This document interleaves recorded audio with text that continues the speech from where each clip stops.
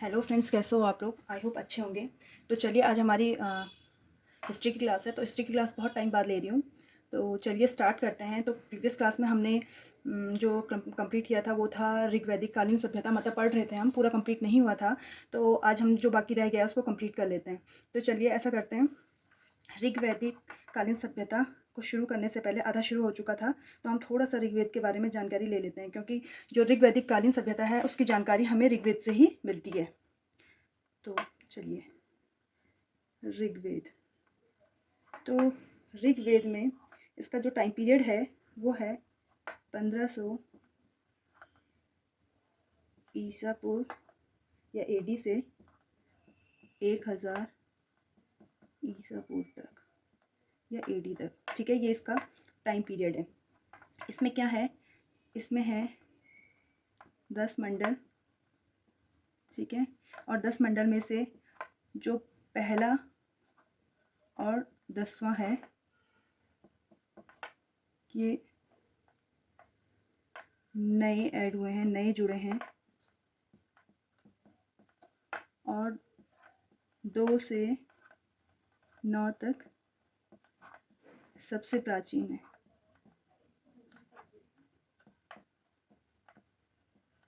ठीक है, तो चलिए, और इसमें है 1028 सूक्त हैं, 10580 ऋचाएँ हैं। पूछे जाते हैं ये सब, मतलब वनडे एग्जाम में पूछे जाते हैं, ऑब्जेक्टिव उसमें।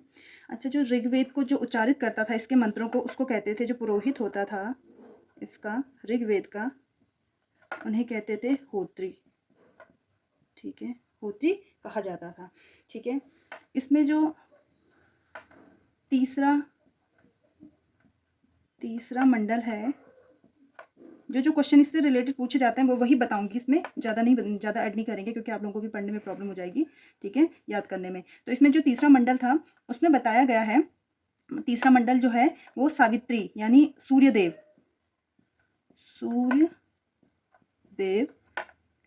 या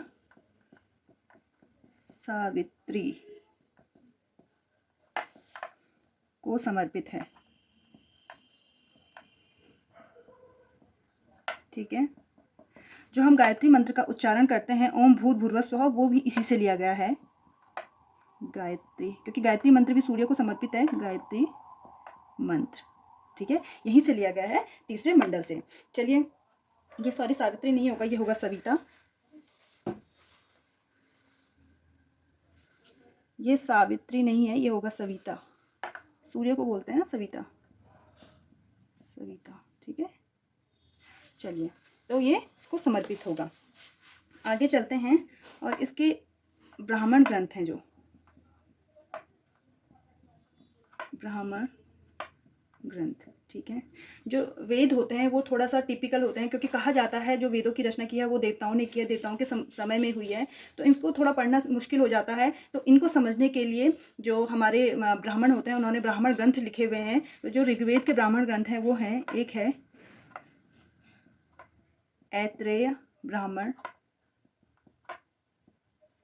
ठीक है, और जो दूसरा है वो है कौशिकी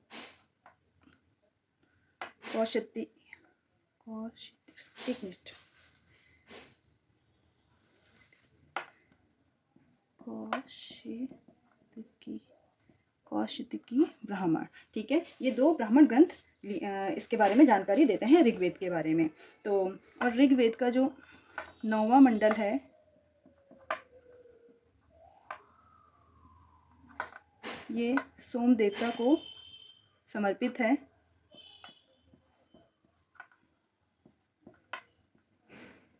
सोम देवता को समर्पित है। जो 10वां मंडल है उसमें चातुर्य वर्ण व्यवस्था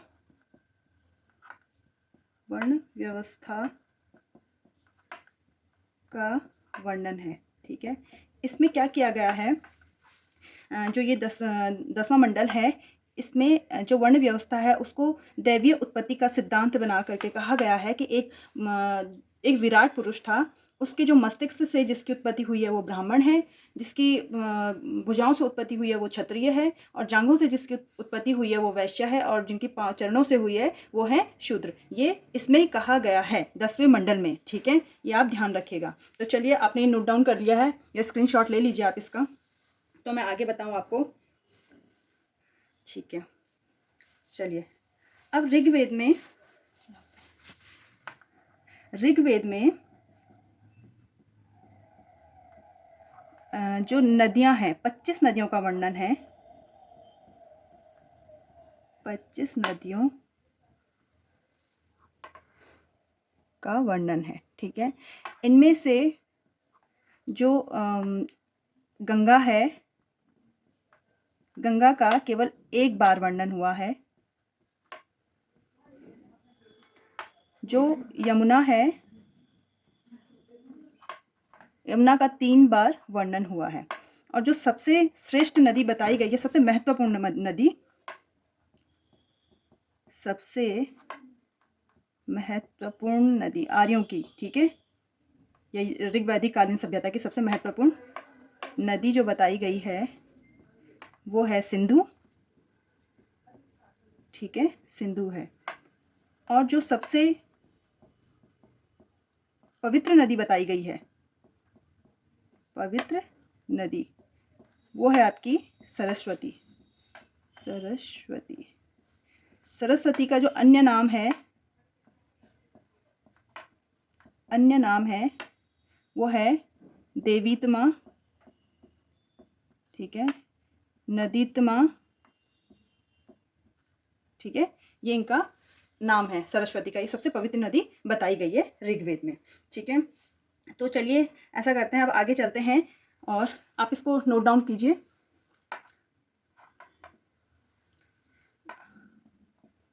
ऋग्वेद में जो हिमालय की चोटी, यानी हिमालय का भी वर्णन हुआ है, आप पूरा लिखिएगा, मैं शॉर्ट में लिख रही हूँ। हिमालय का भी वर्णन हुआ है, और हिमालय की एक चोटी है जिसके नाम का उल्लेख हुआ है, उसका नाम है मुजवंत, ठीक है, मुजवंत। ये हिमालय की एक चोटी है, इसका भी उल्लेख हुआ है, ठीक है। तो चलिए, आपने ये सब नोट डाउन कर लिया होगा, तो हम आज जो मैं इसको इरेज कर रही हूँ, अगर आपने नोट डाउन कर लिया है, ये स्क्रीनशॉट ले लीजिए आप। तो चलिए, आपने स्क्रीनशॉट ले लिया होगा, तो मैं इसको इरेज कर लेती हूँ। तो आज हम पढ़ेंगे जो ऋग्वैदिक कालीन है, उनकी जो सामाजिक, राजनैतिक, आर्थिक और धार्मिक व्यवस्था थी, उसके बारे में पढ़ेंगे कि क्या किस टाइप की व्यवस्था थी, ठीक है। तो चलिए, ये है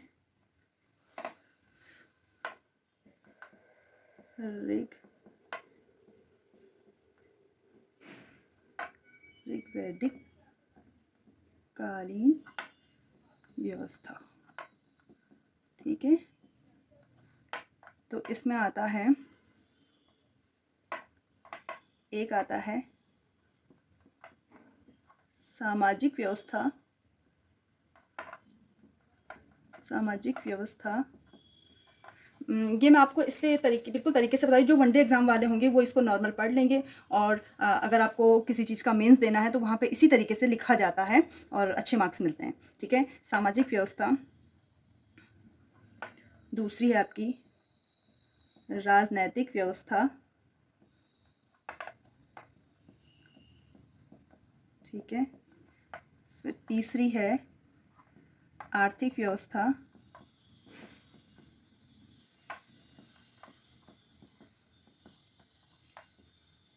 और चौथी है धार्मिक व्यवस्था।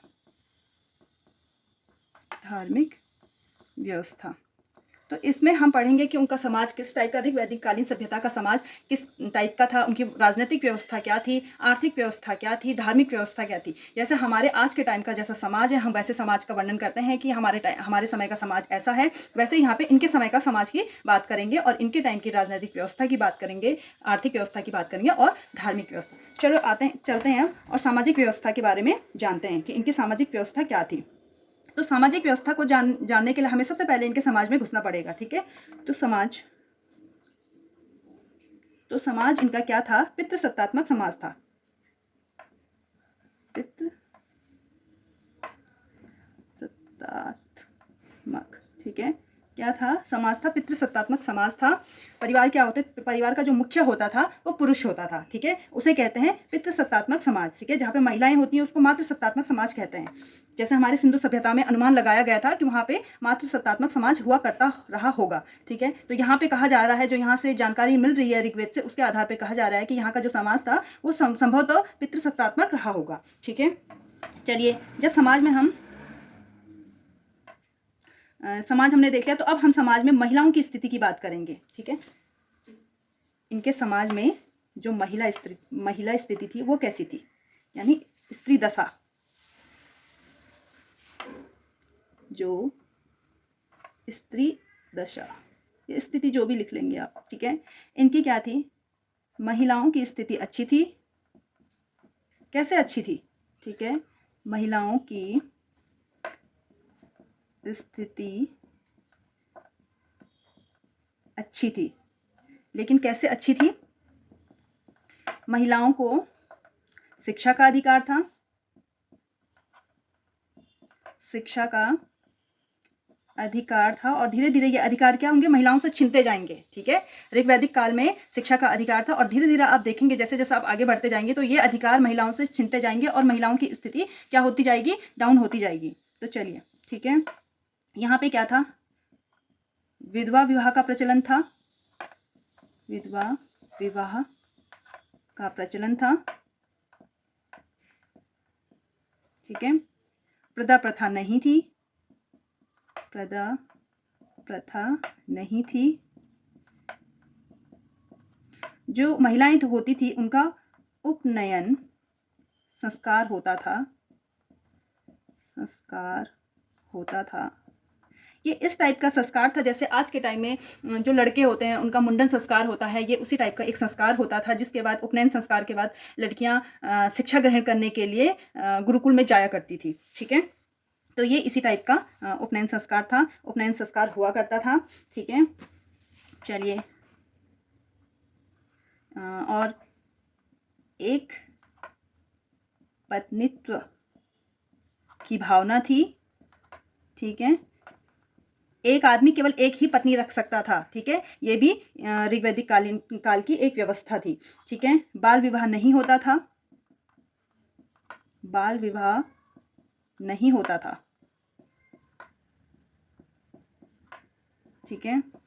जो महिलाएं होती थी वो पति के साथ, महिलाएं पति के साथ यज्ञ में भाग लेती थी। यज्ञ में भाग लेती थी, ठीक है। तो इस आधार पे आप क्या कह सकते हैं कि यहाँ पर महिलाओं की स्थिति अच्छी थी। सती प्रथा का कोई भी उल्लेख नहीं किया गया है, यानी सती प्रथा के कोई साक्ष्य नहीं है, ठीक है। सती प्रथा नहीं थी, ठीक है। बाद में हमें सती प्रथा के साक्ष्य भी मिलेंगे, इसलिए बता रही हूँ मैं आपको अभी से कि जैसे जैसे आप देखते जाएंगे आगे महिलाओं की स्थिति डाउन होती जाएगी, ठीक है। तो चलिए आगे चलते हैं। ये आप नोट डाउन कर लिया होगा आपने। जो परिवार होते थे वो क्या होते थे? संयुक्त होते थे, ठीक है। एकाकी परिवार नहीं होते थे, यानी संयुक्त परिवार हुआ करते थे, ठीक है। वर्ण व्यवस्था थी। वर्ण व्यवस्था का उल्लेख मिलता है किस में मिलता है? 10वें मंडल में मिलता है, ऋग्वेद के 10वें मंडल में, ठीक है। लेकिन जो यहाँ पे वर्ण व्यवस्था थी वो कर्म प्रधान थी, ठीक है। कर्म प्रधान वर्ण व्यवस्था थी, ना कि जाति प्रधान, ठीक है। तो और यहाँ पे चलिए आप इसे नोट डाउन कीजिए, फिर मैं इरेज कर रही हूँ, यहाँ पे स्पेस नहीं है, फिर हम आगे चलेंगे। या स्क्रीनशॉट ले लीजिए, आई थिंक आपने ले लिया होगा, तो मैं इसे इरेज कर रही हूँ।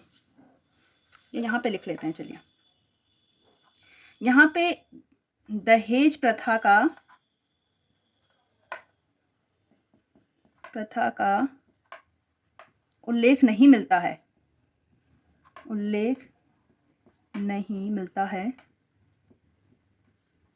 लेकिन एक शब्द है, ऐसे लिखिएगा इसको जैसे मैं बता रही हूँ, लेकिन एक शब्द वह तू का उल्लेख हुआ है, ठीक है। और इस वहेतु का मतलब आप वही लिखिएगा जो मैं बोल रही हूँ, मैं यहाँ पे शॉर्टकट में लिख रही हूँ, ठीक है। उल्लेख हुआ है जिसका शाब्दिक अर्थ कन्या को दिया जाने वाला उपहार है, ठीक है। इसका मतलब है कि कन्या को दिए जाने और शादी के समय कन्या को दिए जाने वाला उपहार है। हालांकि दहेज प्रथा का उल्लेख नहीं मिलता है, ठीक है, लेकिन एक शब्द ऐसा है जिसके कारण थोड़ा सा डाउट किया जा सकता है कि यहाँ पे क्या पता दहेज प्रथा रही होगी, ठीक है। तो चलिए, आपने ये नोट डाउन कर लिया होगा, तो हम आगे चलें। मैं इसे इरेज कर रही हूँ। अब हम यहाँ पे पढ़ेंगे कि उस समय विवाह भी हुआ करते थे, है ना। तो विवाह किस प्रकार के हुआ करते थे? तो जो विवाह थे, विवाह, दो प्रकार के विवाह का वर्णन किया गया है, इसमें ऋग्वेद में, ठीक है। एक था प्रतिलोम विवाह, सॉरी पहले अनुलोम आएगा ना, पहला था अनुलोम विवाह और दूसरा था, अनुलोम विवाह में क्या हुआ करता था कि जो वर होता था वो उच्च जाति का होता था, उच्च जाति का, और जो कन्या हुआ करती थी वो निम्न जाति की हुआ करती थी, निम्न कुल की। तो कुल ही कर देते हैं इसके, उच्च कुल का हुआ करता था और कन्या निम्न कुल की हुआ करती थी, इसे कहा जाता था अनुलोम विवाह। दूसरा होता था प्रतिलोम विवाह,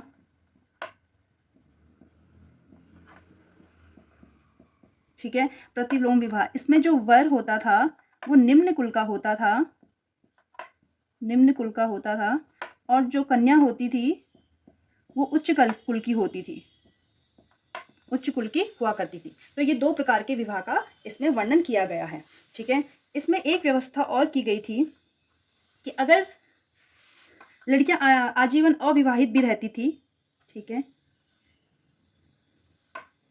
जरूरी नहीं था कि विवाह करना जरूरी होता था, कन्या आजीवन अविवाहित भी रहती थी, अविवाहित भी रहती थी, ठीक है। तो जो कन्याएं आजीवन विवाह नहीं करती थी उनके लिए एक शब्द प्रयोग में आया है इसमें, उन्हें अमाजु कहा जाता था, ठीक है। नहीं करती थी, कन्या आजीवन विवाह अविवाहित ही रहती थी, जो कन्याएं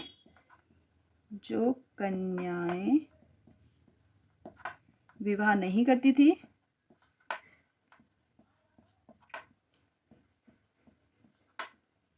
थी उन्हें अमाजु कहा जाता था, अमाजु कहा जाता था, ठीक है। ये भी हमारे उस समय के समाज में देखा गया था।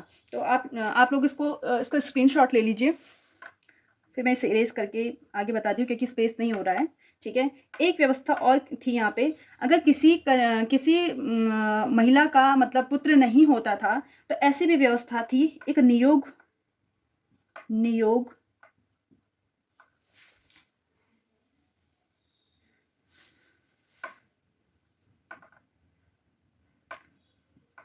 पुत्र प्राप्ति हेतु महिलाएं देवर्ष के साथ साहचर्य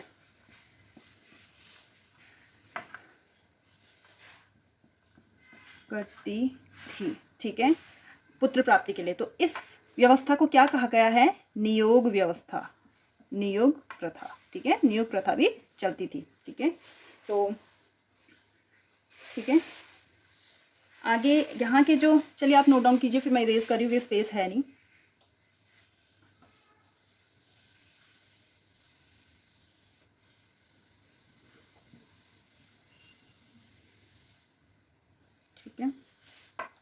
यहाँ के जो लोग थे वो मांसाहारी, चलिए ऐसे करके लिखिएगा, खान पान, ठीक है, खान पान। तो जो लोग थे वो थे मांसाहारी व शाकाहारी, दोनों थे, ठीक है। मांसाहारी खाना भी खाया करते थे और शाकाहारी लोग भी हैं, ठीक है। लोग यहाँ पर क्या करते थे, सोम रस का पान, सोम रस या मदिरा पान बोल सकते हैं, मदिरा किया करते थे, ठीक है। ये भी इसमें बताया गया है। सोम और सुरा का प्रचलन था। दूसरा है, यहाँ के जो लोग थे वो ऊनी वस्त्र, ठीक है, ऊनी वस्त्र, सूती वस्त्र और चर्म के वस्त्र पहना करते थे, ठीक है। तीसरा है यहाँ पे, उस समय वैद्य भी हुआ करते थे, तो एक शब्द प्रयुक्त हुआ है भीषज। तो भीषज का मतलब होता है वैद्य, और ये प्रयुक्त हुआ है अश्विन देवता के लिए। ये देवताओं के वैद्य थे, ठीक है। जो अश्विन देवता थे ये देवताओं के वैद्य हुआ करते थे, ठीक है। उस समय जो दाह संस्कार की जो प्रथा थी, दाह संस्कार की जो प्रथा थी वो क्या थी, 2 प्रकार की थी। जलाया जाता था, मृतकों को जलाया जाता था या दफनाया जाता था। दफनाने के भी साक्ष्य मिले हैं, ठीक है। यहाँ पे दाह संस्कार नहीं लिखेंगे, अंतिम संस्कार लिखेंगे। दाह संस्कार का मतलब होता है जलाना, ठीक है। यहाँ पे लिखेंगे जो अंतिम संस्कार होता था, क्योंकि उचित शब्दों का प्रयोग करना भी क्या है, हमारी लेखन शैली को और अच्छा बनाता है। चलिए, तो आप इसे नोट डाउन कर लीजिए, ये हो गया होगा आपका। तो आज हमारा सामाजिक व्यवस्था कंप्लीट हुआ है और अब हम जाएंगे राजनीतिक व्यवस्था में, ठीक है। चलिए आप नोट डाउन कीजिए, फिर मैं पूरा इरेज करके दोबारा से मतलब राजनीतिक व्यवस्था करेंगे हम। या ऐसा करते हैं, आज हम इसे यहीं पे समाप्त करते हैं, क्योंकि क्लास वरना बहुत लंबी हो जाएगी। फिर हम राजनीतिक दशा का जो राजनीतिक स्थिति है उसका जो पढ़ाएंगे वो नेक्स्ट क्लास में पढ़ा देंगे। थोड़ा सा यहाँ पे ये देख लीजिए कि यहाँ पे एक शब्द है यक्षमा, इसका प्रयोग हुआ है। तो यक्षमा का अर्थ होता है तपेदिक, ठीक है। तो इसका प्रयोग हुआ है, तो उस समय ये भी होता रहा होगा तपेदिक, ठीक है, इसीलिए प्रयोग हुआ है, ठीक है। तो चलिए आप इसको नोट डाउन कीजिए, बाकी हम कल ही देख लेंगे, वरना क्लास बहुत लंबी हो जाएगी।